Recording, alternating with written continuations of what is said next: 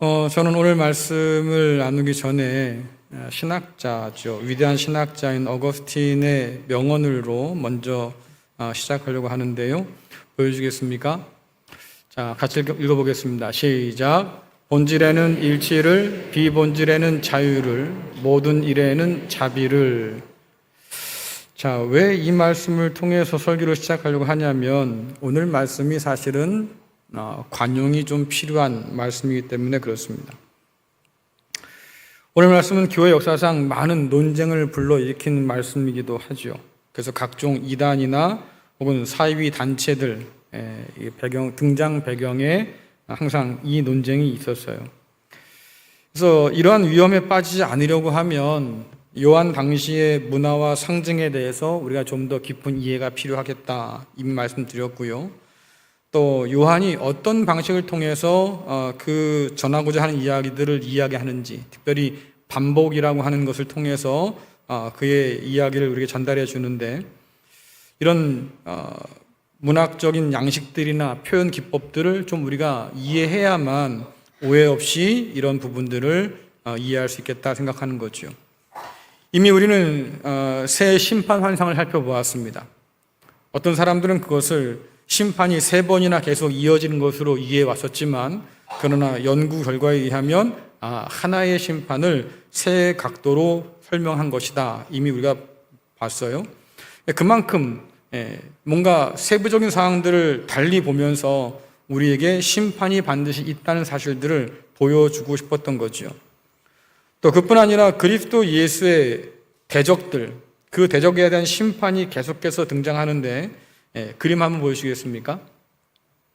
1장부터 시작해서 계속 나가죠. 1장의 사망, 6장의 음부, 12장의 용, 13장의 짐승, 14장의 바벨론까지. 이들이 다 그리스도 예수를 대적하는 세력들인데, 14장이 지나고 나면 마치 한 바퀴 돈 것처럼 저렇게 다시 17장부터 바벨론, 짐승, 용, 음부, 사망 거꾸로 가면서 그들의 심판을 다시 한번 확인해 주고 있습니다. 2번씩 언급하는 이유는 뭐냐면 그만큼 대적이 반드시 심판받는다라고 하는 것을 강조하고 싶은 거고요. 또 오늘 우리가 읽은 말씀에는 용의 심판이 등장하는데, 자, 요한계시록 20장 1절에서 3절 말씀 같이 읽겠습니다. 시작. 또 내가 보매 천사가 무저갱의 열쇠와 큰 쇠사슬을 그의 손에 가지고 하늘로부터 내려와서 용을 잡으니 곧 옛 뱀이요 마귀요 사탄이라. 잡아서 1000년 동안 결박하여 무저갱에 던져 넣어 잠그고 그 위에 임봉하여 1000년이 차도록 다시는 만국을 미혹하지 못하게 하였는데, 그 후에는 반드시 잠깐 놓이리라. 아멘. 오늘 이 20장의 해석은 사탄이 결박된 1000년이 도대체 무엇을 뜻하느냐, 이것을 먼저 해석하는 게 중요하겠고요. 또 그 1000년이 주님의 재림과 어떤 연결이 있는지를 한번 살펴보는 게 굉장히 중요합니다. 여기에 대한 논쟁이 참 많았어요. 그림 먼저 보여주시겠습니까? 자, 역사적 전천년설이라고 주장하는 사람들이 있습니다. 목사님 저 표만 봐도 벌써 머리가 지끈거려요. 제가 여러분들께 어려운 얘기를 하려는 게 아니고요. 이렇게 생각하는 사람이 있다는 걸 좀 알려드리고 싶은 거니까 그냥 좀 보세요. 자, 그리스도 예수의 초림, 성육신에서 이 땅 가운데 오신 이후로 신약시대가 시작되는데, 그 신약시대의 끝자락에 7년 대환란이 있다, 이렇게 보는 관점이에요. 그리스도 예수께서 재림하시고 그 재림 이후에 천년왕국이 이어진다, 이렇게 보는 관점이죠. 그 천년왕국 끝에 다시 한번 심판이 있어서 궁극적으로 새하늘과 새 땅을 받는 사람과 혹은 지옥에 떨어진 사람이 결정된다, 이렇게 보는 사람들이 있어 왔어요. 또 다른 그림 보여주시겠습니까? 자, 사실은 요즘 시대에 가장 문제가 되었던, 그리고 역사상 기독교에 가장 위협이 되었던 그런 세대주의적인 생각들인데요. 자, 이들의 특징은 그렇습니다. 주님이 2번 재림이에요. 한 번은 공중 재림이 있고 그 다음은 지상 재림이 있다고 그러죠. 그래서 공중 재림 하실 때 흔히 말하는 것처럼 휴거가 되어서 성도들은 주님과 함께 공중에서 있는 거예요. 자, 그 다음에 밑에 남아있는 사람들은 7년 대환란을 겪는다. 그리고 그 환란이 지난 다음에 주님께서 이제는 공중이 아니라 지상으로 재림하신다. 그리고 그 위에 천년왕국이 펼쳐지고 그 다음에 백보자 심판이 있다, 이렇게 보는 관점이에요. 흔히 말하는 휴거론자들이 여기에 속한 사람들인데, 자, 문제는 뭐냐면 이것이 가장 대표적인 대중적인 종말론들이죠. 근데 왜 이것이 한국교회에 그렇게 뿌리 깊게 내렸냐고 얘기하니까, 초창기 선교사님 가운데서 세대주의적인 종말론을 가진 사람들이 많았어요. 그러다 보니까 우리나라 교회들이 그분들한테 배웠으니까 결국 그런 종류의 종말론들이 교회 안에 자리 잡게 되었다 한 얘기죠.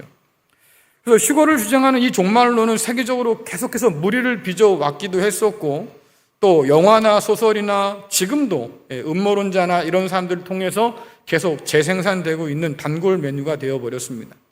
그럼 왜 이런 오해들이 자꾸 벌어지겠느냐라고 하면, 여러분, 성경은요 마지막 때에 대해서 아주 자세하게 세부적으로 알려준 적이 없어요. 그렇죠? 다른 종교를 보면 죽은 다음에 우리가 어떻게 되는지 아예 단계별로 다 설명해 놓았습니다. 마치 죽어본 것처럼. 그렇잖아요?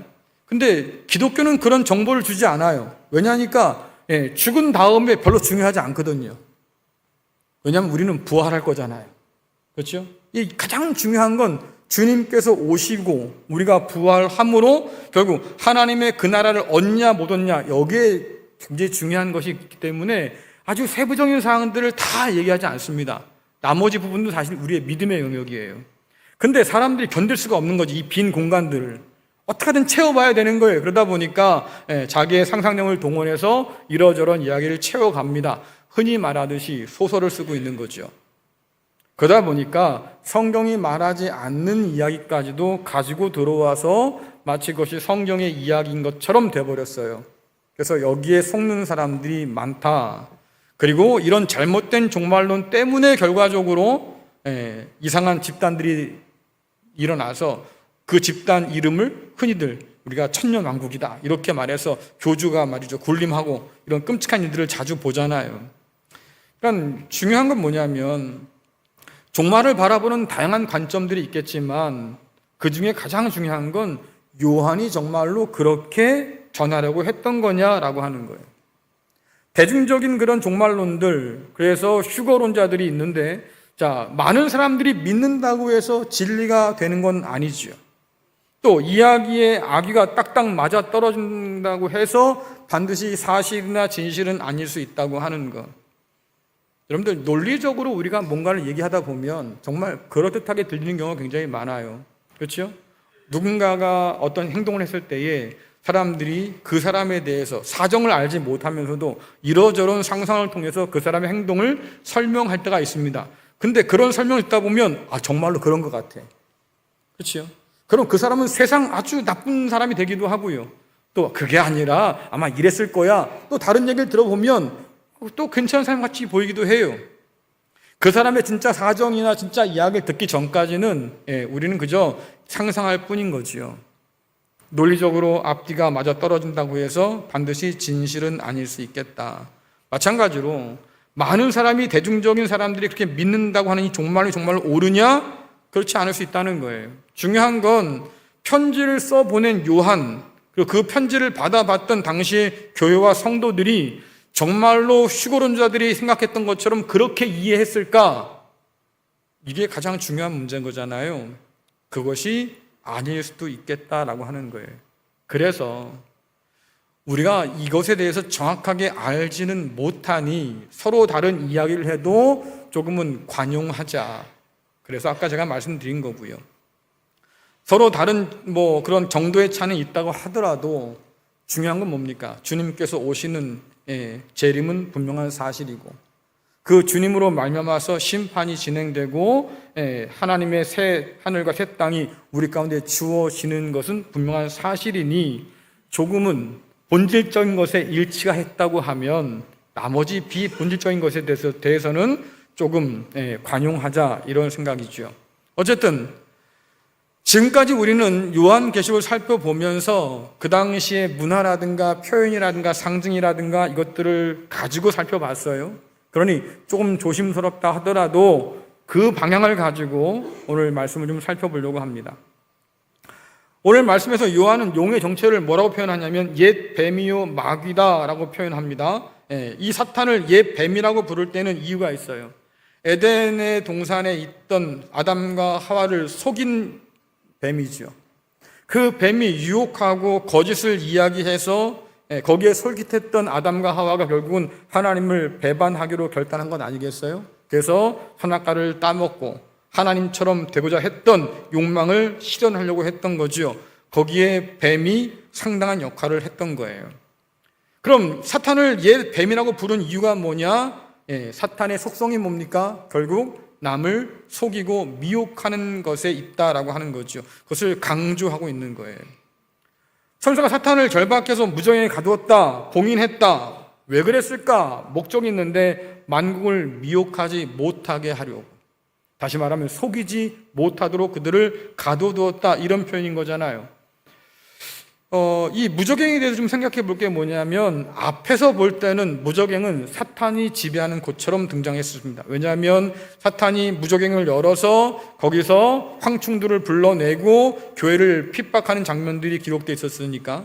근데 오늘 20장에 보면 그 무적행은 다른 한편으로 보면 사탄을 잡아가던 감옥으로 등장해요. 지난주에 살펴봤잖아요. 하나를 가지고 두 가지로 설명하는 것이 요한의 특징이다. 그래서 예수님이라고 하는 분도 어린 양이시면서 동시에 유다의 사자다, 이렇게 표현한 것처럼 오늘 무적행이라고 하는 것도 한쪽으로 보면 사탄이 지배하는 곳이기도 하겠지만 또 한편으로 보면 사탄을 잡아가던 감옥처럼 등장하는 거죠. 여기서 우리가 알 수 있는 것이 뭐겠습니까? 사탄이라고 하는 것은 결국 하나님의 주권 아래 통제받고 있다. 놓이면 놓여지는 것이고 잡아가두면 잡아갇히는 거지요. 잡혀서. 그러니까 결국 하나님의 주권 아래 있다는 것을 먼저 기억할 필요가 있겠다라고 하는 거예요. 자, 그러면 이 천년의 시작은 도대체 어떻게 되는 걸까? 우리가 우선 힌트를 하나 얻을 수 있는 게 말입니다. 사탄이 결박당하는 천년이잖아요. 그러면 성경 가운데 보면 사탄이 언제 결박당했을까? 이걸 찾아보면 될 텐데, 자, 누가복음 12장 28절 29절 보겠습니다. 함께 읽겠습니다. 시작.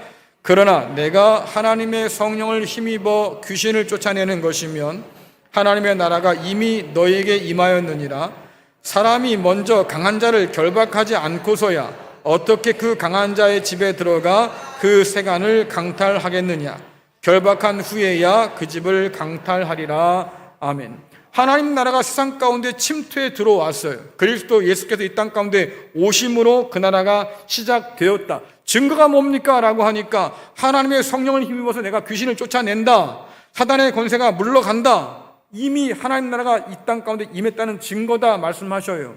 그래서 하신 말씀이 뭡니까? 내가 그를 결박했다. 힘센 사람을 결박하고 나서야 그 집에 있는 것들을 가져갈 수 있지 않겠냐? 그러니까 힘 있는 자 사탄을 내가 결박했으니 이제 이 세상을 하나님 나라로 회복하는 일만 남았다. 그것이 하나님 나라를 바라보는 복음의 운동이다라고 지금 말씀하고 있는 거예요. 그래서 이 말씀은 주님의 지상 사역으로 말미암아서 강한 자인 사탄이 결박당했다는 것을 보여주는 거죠. 결국 여러분들, 이 천년이 언제 시작되었을까? 주님께서 이 땅 가운데 오신 날로부터 시작된 거예요. 주님께서 제자들을 전도 여행 보내시지 않습니까? 제자들이 전도 여행 다녀왔다가 주님께 보고 드려요. 주님, 우리가 주의 이름으로 증거하니까 사탄도 도망가더이다, 귀신도 도망가더이다, 이런 얘기를 막 해요. 주께서 뭐라고 말씀하십니까? 나도 보았다. 뭘 봤어요? 사탄이 하늘에서 땅으로 곤두박질 친 것을 내가 보았다. 그래요. 사탄은 주님께 결박당했어요. 사탄에 대한 주님의 결정적 승리가 어디서 이루어졌냐고 하니까 십자가의 죽음과 부활에서 이루어졌다라고 성경은 계속해서 우리에게 이야기해 주지요. 그렇기 때문에 사탄이 무적행에 갇힌 천년이 언제냐? 주님께서 이 땅 가운데 오실 때로부터, 말씀 보니까 사탄이 놓일 때가 있는데 주님께서 다시 오신 때까지잖아요. 그러면 여러분들, 이 천년이라는 기간은 상징적인 기간인 거예요. 우리가 1년, 2년 세서 천년이 아니라 상당히 오랜 기간이라는 것을 상징적으로 우리에게 보여주는 건데, 그래서 이해할 수 있는 그림이 이런 그림이죠. 보여주시겠습니까? 네.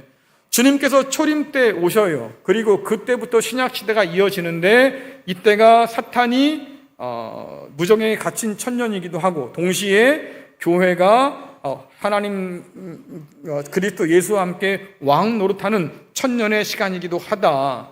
그 가운데 주님께서 재림하시고 결국 심판이 이어진다. 이게 가장 성경에서 우리가 찾아볼 수 있는 가장 표준적인 종말론입니다. 그래서 이것을 뭐라고 표현하냐면 무천년설 이렇게 표현하기도 하는데 실상 무천년이라는 게 아니라 이미 천년이 주님의 오심과 함께 실현되었고 주님께서 다시 오실 재림에 그 천년이 끝난다는 것을 우리에게 보여주는 거죠. 그래서 여러분들 이 천년이라는 시간을 다시 한번 생각해 보면 그 다음 보여주세요. 이런 좀 익숙한 그림들이 이제 생각날 겁니다. 예수님의 초림과 재림 사이의 때를 종말의 때라고 그러는데 요한계시록은 상징적인 숫자로 표현해 왔어요. 한때, 두때, 반때, 3년 반, 내지는 42달, 혹은 1260일 이런 숫자를 가지고 종말의 기간들을 표시해 왔고요. 오늘 말씀에 의하면 천년이라는 시간도 이때를 상징하는 상징적 표현이라는 것을 볼 수 있습니다.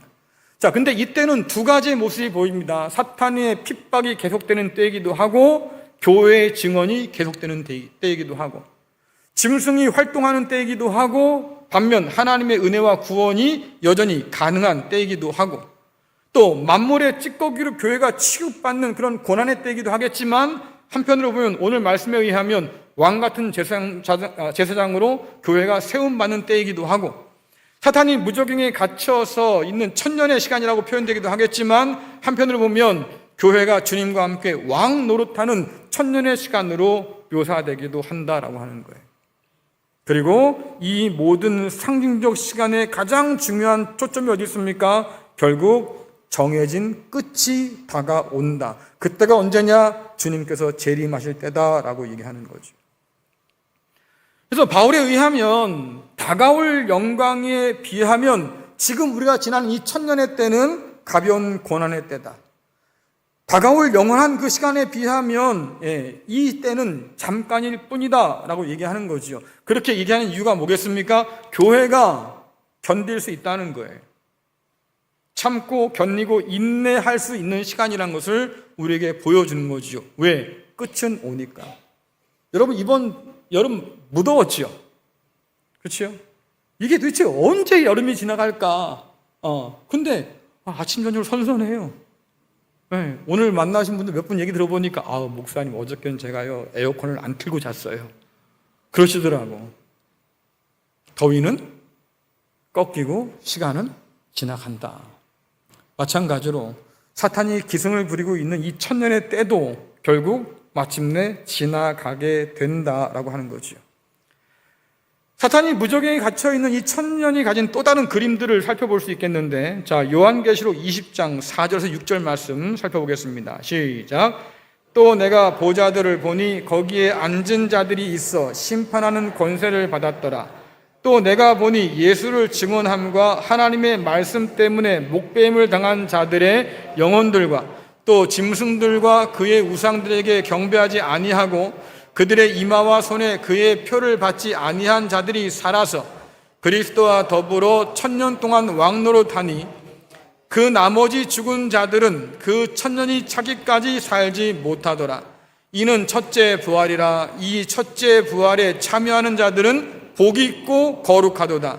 둘째 사망이 그들을 다스리는 권세가 없고 도리어 그들이 하나님과 그리스도의 제사장이 되어 천년 동안 그리스도와 더불어 왕노릇하리라. 아멘. 혹시 통역하시는 분 빠를까요? 빨라요? 네, 괜찮아요? 네, 감사합니다. 제가 요한계시록만 들어가면 달리는 버릇이 자꾸 나와가지고 저분들이 따라가기 쉽지 않다고 그래서 확인하느라고 죄송합니다. 자, 요한이 오늘 보좌들을 보잖아요. 그 보좌들은 어떤 보좌냐면 하나님의 그 보좌 주변에 있던 24장로의 보좌라고 생각됩니다. 이 24장로는 대표적인 상징인데 하늘에 있는 성도와 지상의 교회를 대표하는 상징으로 우리가 이미 배웠어요. 그럼 오늘 말씀에 의하면 이들이 누구냐라고 하니까 예수를 증언함과 하나님 말씀 때문에 목배임을 당한 순교자들, 다시 말해서 충성된 증인으로 살다가 죽임당한 사람들이란 뜻이겠고, 또 다른 그룹들이 있는데요. 그들은 누굽니까? 짐승과 우상에게 경배하지 아니하고 그들의 이마와 손에 그의 표를 받지 아니한 성도, 다시 말하면 고난 가운데 있지만 끝까지 믿음을 가지고 씨름하고 있는 바로 그들이 24장로의 보좌에 앉아있는 그들을 보았다라고 하잖아요. 이들의 공통점이 뭡니까? 그리스도 예수를 믿음으로 세상에 저항한 성도들, 세상의 흐름에 따르지 아니하고 우상숭배 거절하고 황제숭배 거절해서 죽임을 당하기도 했고 뺏김을 당하기도 했고 옥에 갇힘을 당하기도 하지만 그러나 타협하지 않았던 바로 그 사람들, 여전히 하나님의 손안에 있는 사람들이, 이들은 그 1000년 동안 하나님과 그리스도의 제사장이 되어서 왕 노릇하는 권세를 받았다고 얘기하고, 그렇기 때문에 그들은 복된 자들이다, 거룩한 자다라고 얘기하는데, 말씀 보니까 첫째 부활에 참여한 사람들이다 라고 했어요. 문제는 여기 있는 거죠. 여러분들, 첫째 부활이 있으면 둘째 부활도 있을까요? 사실은 성경은 그렇게 가르치지 않거든요. 성경은 부활은 딱 한 번 있다고 가르쳐요. 주님께서 이 땅 가운데 재림하실 때 주님을 믿는 자들은 영광의 부활로, 생명의 부활로 드러날 것이고, 믿지 않는 자들은 심판의 부활로 드러날 것이다, 이렇게 가르치니까, 그럼 도대체 첫 번째 부활은 무슨 뜻일까? 이걸 생각해 봐야 되는데, 이것을 생각해 보기 전에요, 여러분께 한 가지 질문 하나 드려보겠습니다. 여러분은 죽었습니까? 살았습니까? 에? 몰라요? 오케이. 그렇다 쳐요. 모르는 사람도 있어요. 자, 여러분은 죽었어요? 살았어요? 어떻게 살았어요? 산 증거가 뭐예요? 멀쩡하게 누구예요? 별로 안 멀쩡해 보이는데. 자, 여러분, 살았다는 증거가 뭐예요? 숨을 쉬어요. 내 발로 교회까지 걸어왔다고요. 내가 지금 살았으니까 눈 뜨고 보고 있잖아요. 살았어요? 자, 근데 여러분들, 성경은요, 우리가 숨을 쉬고 있다고 해서 산다고 말하지 않아요. 이미 살펴봤잖아요. 성경에서 우리가 산다는 얘기는 어떤 의미냐면, 생명의 하나님과 우리가 어떤 관계냐에 달려있다 그랬어요. 앞에 보면 여러분들, 오늘 꽃꽂이가 아니죠. 오늘 화분을 갖다 놨어요. 얘는 살았어요? 죽었어요? 살았어요. 왜? 뿌리가 있으니까 사는 거예요. 근데 다음에 어찌 모르겠습니다. 꽃을 갖다 꺾어가지고 잘라가지고 꽃꽂이 하면 그 꽃은 살았어요? 죽었어요? 산 것처럼 보여. 근데 어떻게 해요? 죽었잖아요. 성경도 똑같다 그 말이에요. 너희가 생명의 근원인 나를 버렸다? 그럼 죽은 거예요. 근데 성경이 우리에게 뭐라고 가르치냐면, 우린 종종 착각하는 경우가 있습니다. 우리는 죄로 인해 죽을 뻔했어요. 여러분, 죽을 뻔한 사람 살리는 건 일도 아니요. 진짜 능력은 죽은 사람을 살리는 데 있는 거 아니겠습니까? 그렇죠? 여러분, 죽었어요? 살았어요? 예수 믿기 전에 우린 죽었어요. 죄로 죽었다고. 그런 우리를 하나님께서 아들을 통해서 우리와 화해하시고 그리스도 예수의 생명을 우리에게 허락해 주셔서 그 덕분에 우리가 산 거예요. 그럼 이 자리에 나와 있는 여러분도 살았지요? 믿어요? 살았다고 얘기 좀 하세요. 난 살았다. 산 거예요? 그렇지. 성경이 말하면 좀 믿어요. 안 믿겨도 믿으라고. 성경 말씀이니까. 우리가 죄로 인해서 죽었지만 그러나 하나님께서 우리를 그리스도 예수 안에 살리셨다. 바울이 이 놀라운 진리를 어떻게 설명하냐면, 그래서 그리스도 예수와 연합한 세례를 통해서 가르쳐줘요. 자, 갈라디아서 2장 20절 보겠습니다. 시작. 내가 그리스도와 함께 십자가에 못 박혔나니 그런즉 이제는 내가 사는 것이 아니요 오직 내 안에 그리스도께서 사시는 것이라. 이제 내가 육체 가운데 사는 것은 나를 사랑하사 나를 위하여 자기 자신을 버리신 하나님의 아들을 믿는 믿음 안에서 사는 것이다. 그리스도 예수를 믿음으로 하나님께 용서를 받고 하나님의 자녀가 되는 권세를 얻었어요. 그래서 우리가 누구로 삽니까? 그리스도 예수의 생명으로 산다. 그리스도 예수와 함께 죽었고 나의 모든 정욕과 죄를 다 못 박았고 주님께서 나를 다 깨끗하게 씻으셔서 나를 온전케 하셔서 이제는 하나님의 백성이요 자녀로 살게 하셨다. 그래서 요한이 뭐라고 그러냐면 그것이 첫째 부활이다. 그리스도 예수로 말미암아서 죄 가운데 죽었던 자가 죄 용서받고 그리스도 예수의 생명을 받아 누리는 것, 그것이 그 첫 번째 부활, 다른 말로 하면 영적인 부활이다라고 가르치는 거예요. 요한복음에서 주께서 뭐라고 말씀하십니까? 나를 믿는 자는 이미 사망에서 생명으로, 뒤에 뭐라고 돼 있어요? 옮겼느니라. 옮겼다. 옮길 거야. 옮길걸? 옮길지도 몰라 라고 한 게 아니고 옮겼다. 아예 끝났다 그 말. 이미 너희가 나를 믿는다고 하면 너는 이미 생명을 얻은 자들이다. 자, 여러분들 요한복음 11장 25절 26절, 또 로마서 14장 8절 읽어보겠습니다. 시작.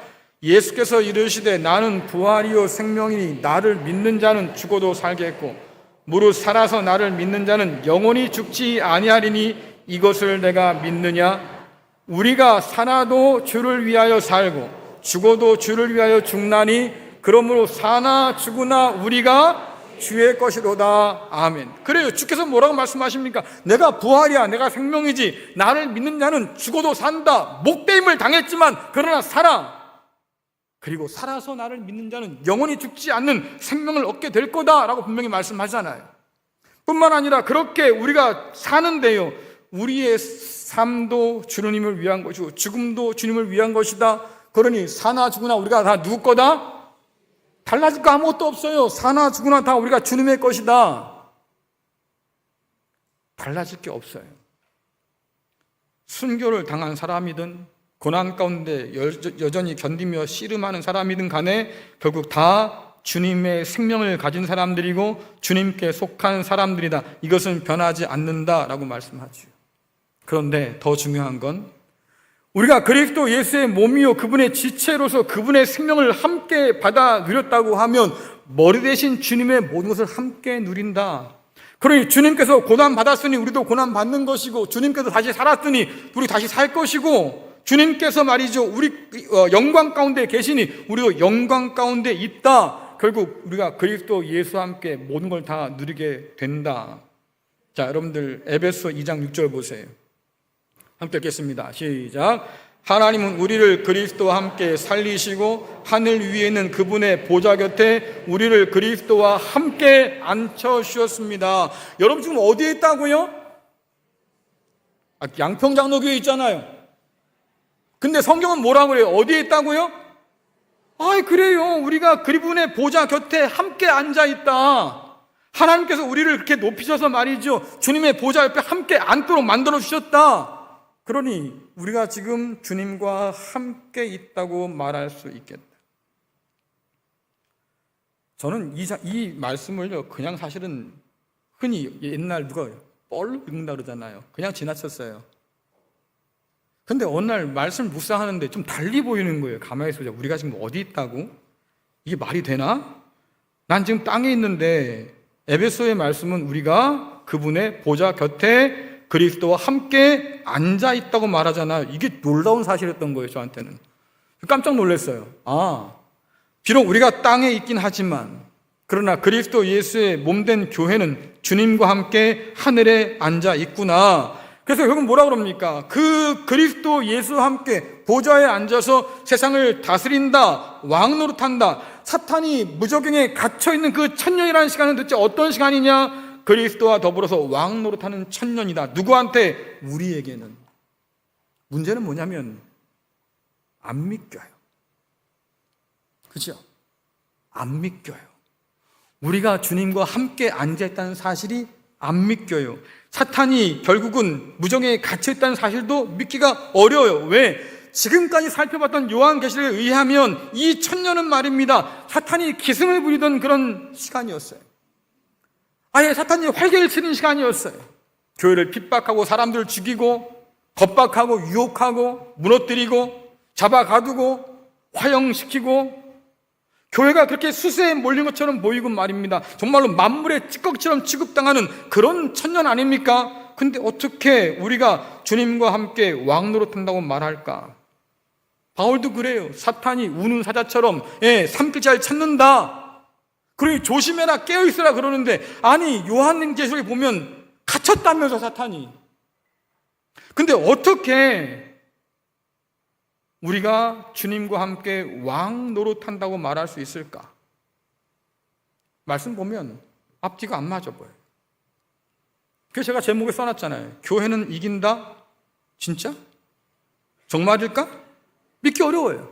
이긴다고? 어딜 봐서? 어딜 봐서 오늘 교회가 세상을 이기고, 어딜 봐서 교회가 주님과 함께 왕 노릇한다고 할 수 있을까? 근데 여러분들, 요한계시록이 지금까지 보여준 교회를 한번 생각해 보세요. 핍박당하는 교회지만 그러나 예수 그리스도에 충성된 증인으로 분투하는 교회잖아요. 하나님의 나라를 위해서 오늘도 싸우는 그리스도의 군사라고 얘기하잖아요. 그러니까 어떻게 보면 핍박이라고 하는 것은 교회가 오늘 이 세상 가운데서 그 사명을 잘 감당하고 있다는 증거이기도 하고, 교회가 세상 앞에 무릎 꿇지 않고 하나님께만 무릎 꿇었다고 하는 증거이기도 한 거지요. 이런 교회를 성경이 뭐라고 표현하느냐면 새로운 피조물이다 표현하기도 하고, 오늘 우리가 읽은 말씀처럼 왕 같은 제사장이다 라고 가르쳐준다 그 말이죠. 그렇다고 하면 오늘 우리가 이 세상에서 주님과 함께 왕 노릇한다고 하는데 도대체 우리는 무슨 권세를 받았을까? 사단에게 권세를 받은 그 짐승들은 교회를 그렇게 못살게 굴고 핍박하고 난리가 났는데, 오늘 도대체 우리는 어떤 권세를 가졌길래 이 핍박 가운데서도 그리스도 예수와 함께 왕 노릇하는 교회라고 말할까? 앞서 살펴본 것처럼 주님은 전도 여행을 떠나는 제자들에게 사탄을 제어할 능력을 주셨습니다. 근데 그 능력은 부족을 줬다거나, 야, 사탄이 오면은 니들 이 주문 외우면 다 도망갈 거야, 해서 주문을 가르쳐줬다든가, 이런 건 아닐 거잖아요. 그럼 주님께서 그들에게 주신 것이 무엇일까 보면 복음이에요. 사탄을 제어할 능력이란 곧 그들이 전하는 복음의 능력이죠. 이 복음의 능력은 사탄의 지배 아래 있는 사람들을 풀어서 자유롭게 만들어 주어요.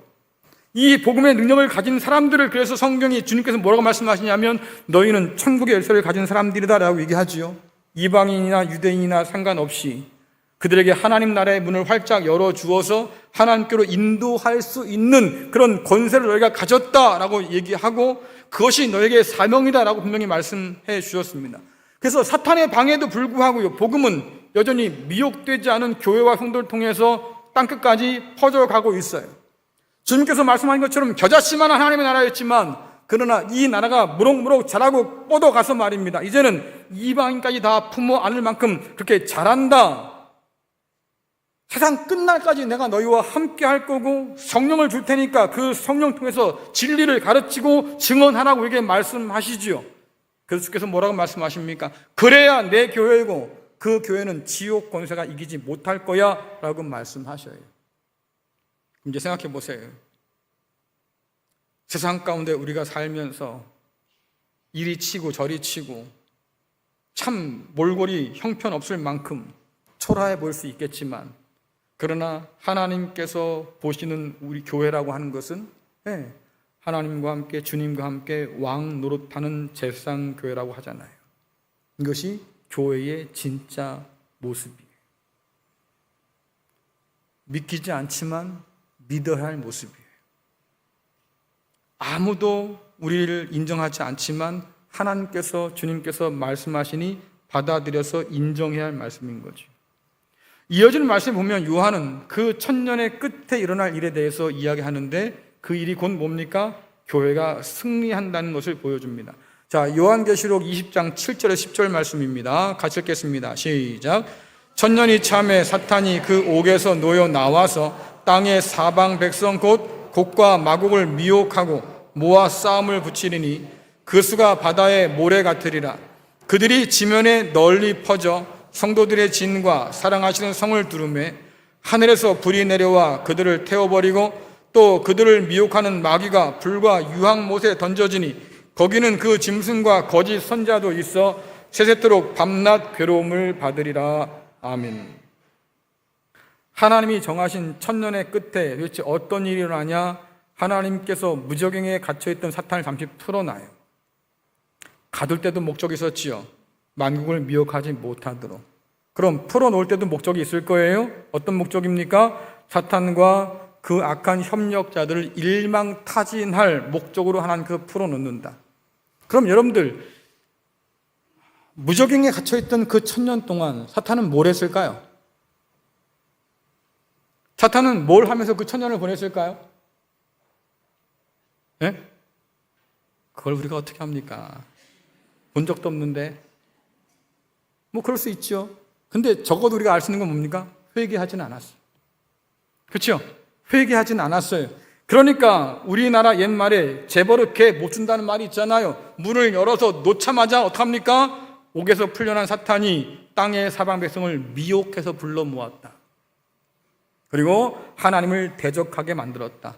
이 말은 결국 어떤 의미냐면 교회가 복음을 전하고 고난 가운데서 그리스도 예수의 빛을 증거하는 동안에 사람들이 결단을 내린 거예요. 나는 예수를 믿을 거야. 예수님을 따라갈 거야. 그렇게 해서 결단한 사람이 있는가 하면 난 죽어도 예수 안 믿을 거야 하는 사람들이 있었다 그 말이죠. 죽어도 예수 안 믿을 거야 했던 사람들을 그 사탄이 불러 모은 거예요.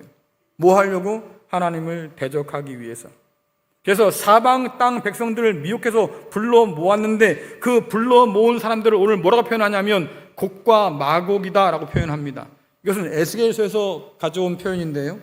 에스겔에 보면 마곡 땅을 통치하는 곡이라고 하는 왕이 있었습니다. 이 왕이 여러 나라들 왕들을 모아서 하나님을 대적하는 장면이 나타나요. 그리고 그 대적의 끝에는 결국 하나님의 심판으로 멸망한다라고 하는 거죠. 그러니 곡과 마곡이라고 하는 이 표현은 하나님을 대적하는 사람들의 상징 같은 그런 표현인 거예요.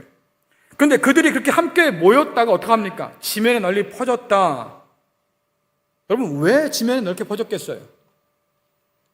예? 하나님을 대적하려고 모였는데 그렇게 모여서 지면으로 다 흩어져 버렸어요. 왜 퍼졌을까요? 왜 퍼졌을까요? 예? 교회가, 하나님의 나라가 그만큼 퍼진 거예요. 이방 땅까지도 이미 복음이 들어가서 거기에 교회가 생기고 그리스도 예수를 믿는 사람이 생긴 거예요. 그러니까 유대에서 시작된 이 복음이 결국은 세상 땅끝까지 다 퍼져서 곳곳에서 하나님 나라가 일어나고 점점 더 확장되고 많은 사람들이 주께로 돌아오는 그런 놀라운 역사들이 벌어지고 있는 거죠. 그러니 그 교회를 방해하려니까 그들도 세상 가운데로 퍼져 들어갈 수밖에 없던 거예요. 이때 교회 공동체를 오늘 말씀에 뭐라고 그러냐면 성도의 진과 사랑하시는 성이라고 표현됩니다. 하나님께 대적하는 악한 무리가 곡과 마곡으로 표현되는 것처럼 끝까지 주님을 따르려고 애를 쓰는 사람들은 성도의 진과 사랑하시는 성이라고 표현돼요. 그들을 통해서 복음이 전해지고 그들을 통해서 지금 하나님 나라가 힘있게 자라가고 있는 거니까 그 꼴을 보기 싫어서 지금 사탄이 다시 한번 하나님께 도전하고 교회를 괴롭히려고 하고 있는 거지요. 자, 특히 보면 성도의 진이라고 하는 이 표현은 여러분들 성막을 떠올리게 해요. 이스라엘 백성들이 광야를 걸어갈 때 성막을 중심으로 진을 형성해서 걸어갔다고 하죠. 이 진이라고 하는 표현은 다른 말로 하면 하나님의 군대다, 그리스도 예수의 군대다라고 하는 군대 조직이에요. 자, 그렇다고 하면 핏방 앞에 서 있는 교회의 상황이 광야를 걸어가는 것처럼 그렇게 힘겹겠지만 여전히 그들은 누굽니까? 하나님의 군대요, 그리스도의 군대예요. 제사장인 교회예요. 결국은 하나님과 그리스도 예수와 함께 여전히 왕 노릇하는 그런 백성이다라고 얘기하는 것이고 하나님이 그 가운데 임재해 계시고 그 백성을 지키시고 길을 여셔서 인도하시고 필요한 것을 공급하여 주셔서 살게 하신다. 우리가 비록 이 세상 가운데 핍박 가운데 놓여 있지만 그래도 하나님께서 여전히 우리와 함께 하심으로 무엇을 먹을까, 무엇을 마실까 걱정하지 않고 하나님의 나라와 의를 위해서 구하는 삶을 살게 하시고 우리가 그렇게 나아갈 때 하나님께서는 여전히 우리 가운데 임하여 계셔서 필요한 것들로 공급하여 주신다는 것을 우리에게 보여줘요. 그런데 이런 교회를 대적하는 사탄과 연합한 사람들 도대체 뭐냐라고 하면 결국 교회를 대적함으로 그들이 하나님을 대적한 것과 같다. 여러분들 하나님을 대적하고 살 수 있어요? 하나님을 대적하고 살기를 바랍니까? 그렇죠. 그럴 수 없으니까 결국 끝이 뭡니까? 마귀와 바다에서 올라온 짐승과 땅에 올라온 짐승 모두가 다 어디로 갑니까? 불과 유황못에 던져져 심판을 받는다. 결국 이 얘기하고 싶은 거예요. 그러니 버텨라. 그러니 견뎌라. 그러니 복음 안에 살아라. 왜? 마침내 그 끝은 올 것이고 그 끝에 그들은 심판받게 될 거다. 그러니 핍박 속에 있는 교회는 주님의 승리에 이미 동참한 교회예요. 핍박 가운데 있는 그 교회는 이미 말입니다, 하나님 나라를 얻은, 하나님의 생명을 얻은 교회예요. 그래서 주님 편에 서는 교회는 반드시 이긴다고 지금 우리에게 말씀해 주고 있는 거죠. 이 말씀은 오늘날 세상 앞에서 주눅 들어서 잔뜩 움츠린 교회가 다시 한번 어깨를 펼 수 있는 그런 이유를 우리에게 가르쳐 줍니다. 왜? 우리는 이 세상에서 핍박받는 교회지만, 고난받는 교회지만 동시에 하나님과 주님과 함께 왕 노릇하는 교회다라고 하는 거예요. 그러니 다시 십자가의 복음의 그 능력을 붙들어야 한다고 말하는 것이고, 그 능력 안에서 다시 오실 주님 바라보면서 끝까지 오늘의 고난을 견뎌야 한다고 우리에게 말씀하고 있는 거죠. 여러분들, 그래야 교회다라고 하는 거예요. 주님께서 피로 값주고 사신 교회, 그 은혜가 너무나 커서 우리의 생명을 다 바쳐서 주님께 충성을 다하는 교회, 때로는 그래서 세상 가운데 죽임을 당하기도 하고 때로는 감당할 수 없는 핍박을 당하기도 하겠지만, 그러나 우리는 복음의 권세를 가지고 세상을 향해서 천국의 문을 열어 젖혀 놓아야 할 그런 사명을 받은 그런 교회다. 그러므로 주님과 함께 왕 노릇하는 교회다. 이런 교회는 지옥 권세가 절대로 이기지 못한다고 분명히 말씀해주고 있는 거죠. 여러분들은 승리로 부름받은 사람들이에요.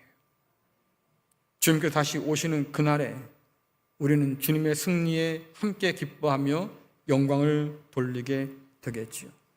그날이 오기까지 여러분 믿음 안에, 복음 안에 견딜 수 있기를 간절히 축원합니다. 오늘 우리가 마지막 찬양을 부를 텐데요, 이 찬양은 특별한 배경이 있습니다. 독일 교회, 고백교회라고 하는데 보네포 목사님이라는 분이 계셨어요. 요즘에 이분 영화가 좀 나오는 것 같더라고요. 그 영화 제목에 보면, 그 카피에 보면 이 보네포 목사님을 어떻게 소개하냐면 목사, 스파이, 암살자 이렇게 표현해요. 전혀 어울리지 않는 표현이죠. 목사인데 스파이 짓을 했어요? 이게 말이 되나요? 목사인데 암살자래요. 근데 배경을 보면 히틀러가 한참 그 광기를 부리고 있을 때 독일의 교회들, 가톨릭이든 뭐 루터교회든 모두가 다 히틀러를 지지하는 성명을 냈습니다. 히틀러 당시야말로 하나님이 보내준 메시아다 그랬어요. 근데 히틀러의 광기가 점점 더 커가서 뭐 다른 나라를 침공하기도 하고 몰살되고 유대인을 막 죽이기도 하니까 이래서는 안 되겠다 싶어서 교회 공동체 안에서 히틀러를 반대하는 사람들이 생기기 시작했습니다. 그리고 그들이 정보를 주고받고 심지어는 어떻게 하면 히틀러를 암살할 수 있을까, 그 계획을 세우다가 결국 잡혔어요. 이분이 잡혀서 감옥에 갇히게 되었습니다. 우리가 부를 노래는 그분께서 순교당하기 전에 감옥에서 마지막으로 쓴 시예요. 하나님께 드리는 고백이지요. 여전히 그는 죽임을 당했지만 여전히 그는 존경받는 목사님으로 사람들 속에, 기억 속에 남아있고, 복음대로 산 사람, 우리가 가진 책대로 사는 사람이라고 사람들이 존경하는 그런 목사님이 되었습니다. 오늘 여러분 찬양 부를 때 한번 가사를 생각해 보세요. 어떤 마음으로 이런 생각을 하고 가사를 써 내려갔을까? 어떻게 죽음을 앞두고 그 마음 가운데 하늘을 향한, 하나님을 향한 소망을 품을 수 있었을까? 그리고 그 마음이 주님 오심을 기다리는 오늘 우리의 마음이 되기를 간절히 바랍니다.